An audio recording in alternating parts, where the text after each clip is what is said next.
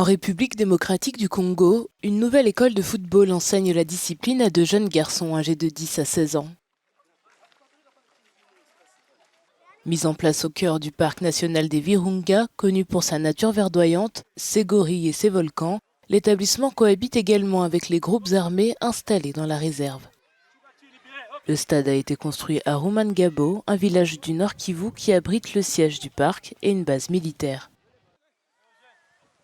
Cette situation géographique est voulue par les coordinateurs du projet qui espèrent ainsi dissuader les milices de recruter ces jeunes qui grandissent parfois sans espoir ni projet.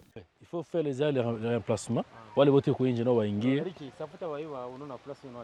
La zone dans laquelle nous avions placé ce projet, en plein parc de Virunga, où les jeunes peuvent être tentés d'intégrer ou d'être manipulés avec les multiples groupes armés qu'il y a à compter ici dans le parc. Et nous pensons que cette occupation elle est du moins positive pour éviter à ces jeunes de se sentir manipulés ou utilisés. Le parc emploie des personnes déplacées comme travailleurs journaliers et certains ont vu leurs enfants recrutés par l'académie de football.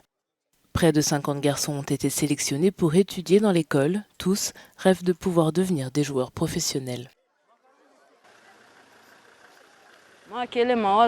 Avec ça, je ne peux pas avoir l'idée de rejoindre des groupes armés. Je veux faire ce qui est légal, je veux jouer au football. Et mon plus grand rêve est de devenir comme Cristiano Ronaldo.